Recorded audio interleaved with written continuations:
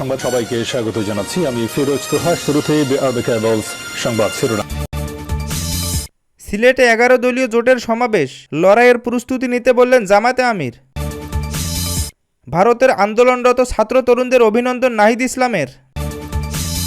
11 দলীয় জোট ছাড়ল খেলাফতে মজলিস। সৌদিতে ইয়েমেনের বিদ্রোহীদের হামলা, তেল পরিশোধনাগার থেকে বের হচ্ছে ধোঁয়া। শুনছিলেন সংবাদ শিরোনাম, এবারে বিস্তারিত। লড়াইয়ের জন্য প্রস্তুতি নিতে বললেন জামায়াত আমির। লড়াইয়ের জন্য প্রস্তুতি নেওয়ার আহ্বান জানিয়েছেন জামায়াত আমির ও বিরোধী দলীয় নেতা ডক্টর শফিকুর রহমান। বলেছেন, ঢাকার জন্য ডাক আসবে, ঘরে ঘরে সেই লড়াইয়ের দুর্গ গড়ে তুলতে হবে। দেশ থেকে ফ্যাসিবাদ, চাঁদাবাজি, দুর্নীতি, দুঃশাসন দূর না হওয়া পর্যন্ত লড়াই তীব্র থেকে তীব্রতর হবে ইনশাল্লাহ। শনিবার দুপুরে সিলেট নগরীর আলিয়া মাদ্রাসা মাঠে জামায়াত নেতৃত্বাধীন 11 দলীয় জোটের আয়োজনে গণভোটের রায় বাস্তবায়ন, সংবিধান সংস্কার এবং আওয়ামী লীগ সরকারের সাবেক প্রধানমন্ত্রী শেখ হাসিনা ও তার সহযোগীদের বিচারের দাবিতে অনুষ্ঠিত সমাবেশে তিনি এসব কথা বলেন। শফিকুর রহমান বলেন, আজকের সমাবেশের মধ্য দিয়ে শেষ হচ্ছে বিভাগীয় সমাবেশ। সারা দেশে আমরা ঘুরেছি, মানুষের একই দাবি, গণভোটের গণরায় বাস্তবায়ন করতে হবে। আপনারা উভয়ে ভোট চেয়েছেন, সরকারি দল ভোট চেয়েছেন, বিরোধী দল ভোট চেয়েছে, আমাদেরকে ভোট দিতে বলেছেন, আমরা ভোটে বিজয়ী করে দিয়েছি। এখন আমাদের ভোটের বাস্তবায়ন দেখতে চাই। এখন কোনো ধানাই পানাই মানি না। গণভোটের গণরায় বাস্তবায়ন করেই আমাদের আন্দোলন ইনশাল্লাহ সফলভাবে দ্বারপ্রান্তে পৌঁছবে।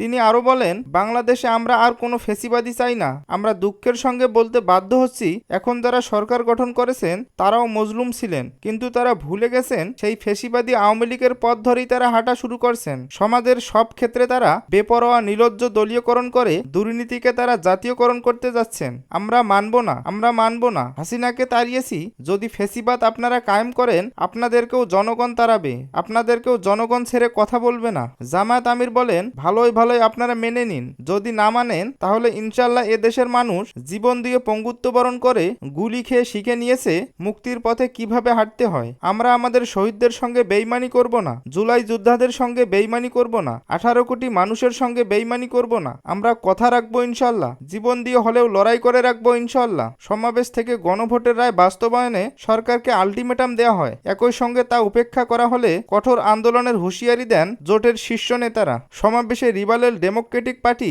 এলডিপি চেয়ারম্যান কর্নেল অবসরপ্রাপ্ত অলি আহমেদের সভাপতিত্বে জাতীয় নাগরিক পার্টি এনসিপির আহ্বায়ক নাহিদ ইসলাম সহ অন্যদের মধ্যে বক্তব্য রাখেন বাংলাদেশ খেলাফতে মজলিসের আমির মামুনুল হক, নিজামে ইসলাম পার্টির ভারপ্রাপ্ত আমির আব্দুল কাইয়ুম সুবহানি, খেলাফত আন্দোলনের আমির Habibullah Miaji, AB party Asaduzzaman Fuad, labour পার্টির চেয়ারম্যান ডাক্তার মুস্তাফিজুর রহমান ইরান, জাকপার মুখপাত্র রাশেদ প্রধান এবং বাংলাদেশ ডেভেলপমেন্ট পার্টির চেয়ারম্যান একেএম আমদাদুল ইসলাম চান। এছাড়া 11 দলীয় ঐক্যের সিলেট বিভাগের নেতারাও সমাবেশে বক্তব্য রাখেন। এর আগে সকাল থেকে সিলেট বিভাগের 4 জেলা থেকে 11 দলীয় জোটের নেতাকর্মী ও সমর্থকরা সমাবেশ স্থলে জড়ো হতে থাকেন। সিলেটের সমাবেশে বিভাগের দীর্ঘদিনের উন্নয়ন বৈষম্য, অবকাঠামোগত বঞ্চনা এবং স্থানীয় জনগণের বিভিন্ন দাবি দেওয়া তুলে ধরা হয়। পাশাপাশি জাতীয় রাজনীতির সাম্প্রতিক পরিস্থিতি নিয়েও জোটের নেতারা দিক নির্দেশনা।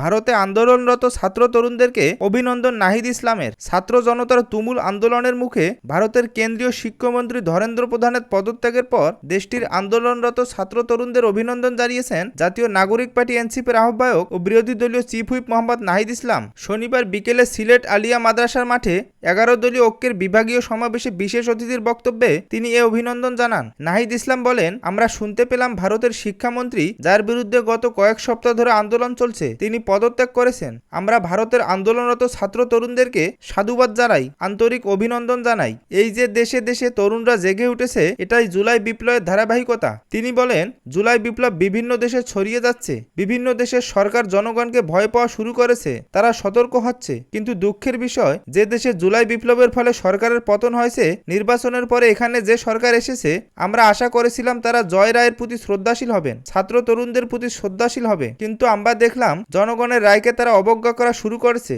70% জনগণের রায় দিয়েছে, যে রায়কে অবজ্ঞা করেছে। 70% জনগণের রায় দিয়েছে, সে রায়কে অবজ্ঞা করেছে। বিএনপি যদি জুলাই বিপ্লবকে ভুলে যায়, তরুণদের আন্দোলন ভুলে যায়, 1400 শহীদদের আত্মত্যাগের কথা ভুলে যায়, তাহলে এর পরিণতি তারেক রহমান ও বিএনপিকে ভোগ করতে হবে। সংস্কার সংস্কার বনাম সংশোধনের বিতর্ক ঐক্যমত্য কমিশনে শেষ হয়েছে উল্লেখ করে নাহিদ ইসলাম বলেন, সে সময় বিএনপি গণভোট ও সংস্কারে রাজি হয়েছে। তারা এখন সংস্কার বুঝে না, অথচ তারা 31 দফা সংস্কারের কথা বলা হয়েছে, কিন্তু দালাল বুদ্ধিজীবী সংশোধনের পক্ষে কথা বলছে। দেশের মানুষ সংস্কারের জন্য জীবন দিয়েছেন। বিএনপিও সংস্কারের মূল ঝুলিতে গত 17 বছর আন্দোলন করেছে। সমাবেশে প্রধান অতিথির বক্তব্যে দেন জামাতে ইসলামের আমির ও বিরোধী দলীয় নেতা ডক্টর শফিকুর রহমান। সভাপতিত্ব করেন এলজিইডি চেয়ারম্যান কলেন অবসরপ্রাপ্ত অলি আহমদ। বিশেষ অতিথি হিসেবে বাংলাদেশ খেলাফতে মজলিসের আমির মাওলানা মামুনুল হক সহ 11 দলীয় জোটের শীর্ষ নেতারা বক্তব্য দেন। 11 দলীয় জোট ছাড়ল খেলাফত মজলিস। 11 দলীয় জোট ছেড়েছে খেলাফতে মজলিস। কেন্দ্রীয় মজলিস শুরার বৈঠকে এ সিদ্ধান্ত গ্রহণ করা হয়। বৈঠকের সিদ্ধান্ত অনুযায়ী এখন থেকে 11 দলীয় ঐক্যের সব ধরনের কর্মসূচি থেকে বিরত থাকবে খেলাফতে মজলিস। তবে ভবিষ্যতে বৃহত্তর কোনো রাজনৈতিক ঐক্যের প্রয়োজন দেখা দিলে বিষয়টি বিবেচনা করা হবে। শনিবার বৈঠক শেষে কেন্দ্রীয় প্রচার সম্পাদক প্রকৌশলী আব্দুল হাফিজ খসরুর স্বাক্ষর করা এক বিজ্ঞপ্তিতে এ তথ্য জানানো হয়। বিজ্ঞপ্তিতে বলা হয়, 11 জাতীয় দলীয় ঐক্য ছিল মূলত নির্বাচনী সমঝোতা। বিজ্ঞপ্তিতে বলা হয়, 11 দলীয় ঐক্য ছিল মূলত নির্বাচনের সমঝোতা। নির্বাচন শেষ হয়ে যাওয়ায় ওই ঐক্যের কার্যকারিতা বস্তুত শেষ হয়ে যায়। তবুও নির্বাচন শেষ হওয়ার পর 11 দলীয় কিছু কর্মসূচিতে খেলাফতে মজলিস অংশ নেয়। এখন থেকে 11 দলীয় ঐক্যের যাবতীয় কর্মসূচি থেকে খেলাফতে মজলিস বিরত থাকার সিদ্ধান্ত নিয়েছে। ভবিষ্যতে দেশ ও জাতি ইসলামের জন্য প্রয়োজন হলে বৃহত্তর ঐক্য গড়ে তোলার প্রয়াস ও প্রচেষ্টা চলমান থাকবে। এর আগে গত 13 জুন চট্টগ্রামের 11 দলীয় জোটের বিভাগীয় সমাবেশের পর খেলাফতে মজলিস আনুষ্ঠানিকভাবে জানিয়ে দেয়, কাকরাইলের ডিপ্লোমা ইঞ্জিনিয়ারিং ইনস্টিটিউট মিলনায়তনে সকাল 9টায় অনুষ্ঠিত কেন্দ্রীয় মসজিদে শুরার 3য় সাধারণ অধিবেশনে সভাপতিত্ব করেন খেলাফতে মজলিসের আমির মাওলানা আব্দুল বাসিত আজাদ। সৌদিতে ইয়েমেনের বিদ্রোহীদের হামলা, তেল পরিশোধনাগার থেকে বের হচ্ছে ধোঁয়া। সৌদি আরবের হামলার জেরে সৌদির জিদান ও ইয়াবুন তেল পরিশোধনাগার লক্ষ্য করে হামলা চালিয়েছে ইয়েমেনের হুতি বিদ্রোহীরা। শনিবার 25 জুলাই সৌদির রাষ্ট্রায়ত্ত তেল কোম্পানি আরামকোর অবকাঠামো লক্ষ্য করে হামলা করে হুতিরা। সামাজিক যোগাযোগ মাধ্যমে প্রকাশিত একটি ছবিতে দেখা যায়, জিদানে আরামকো একটি অবকাঠামো থেকে ধোঁয়ার কুণ্ডলী বের হচ্ছে। বার্তা সংস্থা এএফপি ছবিটির সত্যতা যাচাই করেছে। সৌদি আরব এখন পর্যন্ত হামলার তথ্য নিশ্চিত করেনি। তবে এর আগে সৌদি সরকার সাধারণ মানুষের প্রতি সতর্কতা জারি করে বলেছিল, জিজান ও ইয়াকুমতেন যেন সবাই সতর্ক থাকেন। প্রায় 2 সপ্তাহ আগে সৌদি আরব ইরান থেকে আসা একটি বিমানে ইয়েমেনের রাজধানীর সানায় বিমানবন্দরে অবতরণে রাখার চেষ্টা করে। এরপরই সৌদির সঙ্গে হুতিদের নতুন করে উত্তেজনা তৈরি হয়। এরপর হুতিরা সৌদিতে হামলা চালায়। এর জেরে সৌদি আরবও পাল্টা হামলা চালায়। আজও ইয়েমেনে মিসাইল ছুড়েছে রিয়াদ। এরপর আরামকোর অবকাঠামো লক্ষ্য করে হামলা চালায় হুতিরা।